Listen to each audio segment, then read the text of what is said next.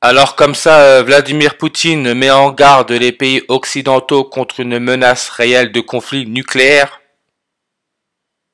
Vladimir Poutine, président de la Russie. Et il aurait fait cette déclaration le 29 février en 2024. Et franchement, je ne comprends pas le russe, donc je ne peux même pas savoir si les traductions en français ou en anglais sont bonnes. Tout ce que je sais, c'est que les médias contrôlent la narrative et ils nous poussent vers une guerre. Ça, c'est sûr. Ils veulent créer le chaos pour pouvoir instaurer leur nouvel ordre mondial. Vladimir Poutine, ce n'est qu'un pion. Certes, un pion important, mais ça reste un pion. On l'utilise. Mais encore une fois, pourquoi cette déclaration le 29 février en 2024? Vladimir Poutine, il est né le 7 octobre en 1952. Donc, cette déclaration, il l'a faite 221 jours avant son 72e anniversaire.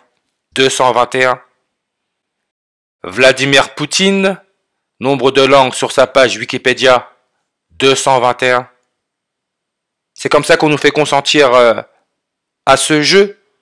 C'est avec les chiffres et les nombres, les Wikipédia, les réseaux sociaux. Tout ça, c'est du consentement. 221 langues, 221 jours avant son 72e anniversaire. Et on parle de guerre nucléaire 221 en reverse. Et là, j'ai pris une capture d'écran sur le site de BFM.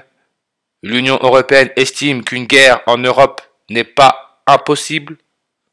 On peut voir 221 commentaires, 65 partages, réaction nucléaire, 65 langues. Les jésuites qui contrôlent les médias ont été créés par Ignace de Loyola, qui serait mort à 65 ans. Ignace de Loyola, 65 en réduction. La compagnie de Jésus, 105 langues. Comme science-fiction, 105 langues. Nous sommes dans une simulation, dans une mise en scène. Et aujourd'hui, le 29 février 2024, nous sommes à 105 semaines pile depuis le jour, d'après les médias encore une fois, de l'invasion russe en Ukraine. 105 semaines.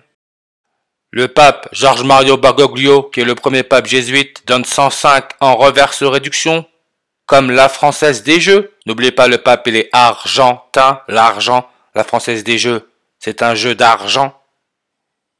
Et regardez, quand je dis que les médias font un travail énorme et poussé et sans relâche pour nous garder dans leur script. Doubs, département français, regardez sa densité. 105.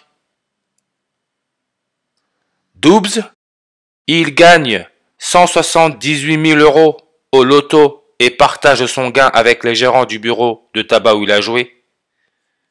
178 000 euros, comme le 17 août. Et ce gain a été gagné janvier 27, 127. Le nombre 127, c'est le 31e nombre premier. Mais regardez le pape François, sa page Wikipédia. Regardez. François, 17 août. Comme on parle de 178 000 euros. À Céosan, 31 langues. Et le pape, qui est jésuite, leur logo c'est l'éclipse solaire totale. Aujourd'hui, par rapport à la dernière éclipse solaire totale qui a eu lieu le 4 décembre en 2021, il y a 817 jours. Encore là, votre août, 17 août, 178. Vladimirovitch Poutine, 178 en reverse réduction, 17 août. Guerre, 178 langues, 17 août. Et quand on parle de guerre nucléaire, il suffit de regarder le tableau périodique des éléments chimiques pour voir toute la mise en scène que c'est. Et celui à l'origine du tableau périodique, c'est un chimiste russe, Dimitri Mendeleïev, qui est né janvier 27 dans le calendrier julien, janvier 2727, le 31e nombre premier, et il est mort à 72 ans, comme on parle de Poutine et ses menaces sur les pays occidentaux 221 jours avant son 72e anniversaire. Française des Jeux, son capital est alors détenu à 72% par l'État français. Vous voyez le jeu que c'est. Mendeleïev, mort, date, calendrier julien, le 20 janvier en 1907.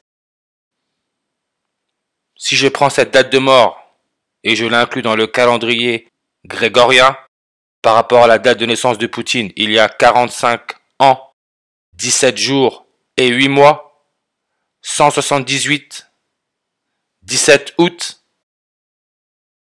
calendrier 178 langues, 17 août, 178, 17 août, dans notre calendrier, le calendrier grégorien, année non bissextile, c'est le 229e jour de l'année.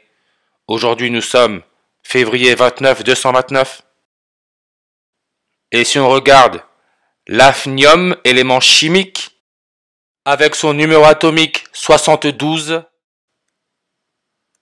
on peut voir que sa masse atomique, c'est 178, comme le 17 août. Tout est mis en scène. Hafnium, les médias nous poussent à la guerre. Le hafnium est principalement utilisé dans le système de contrôle neutronique de réacteurs nucléaires, par exemple ceux des sous-marins, notamment grâce à sa grande capacité à absorber les neutrons. Les médias, à travers notre consentement, nous poussent à une guerre.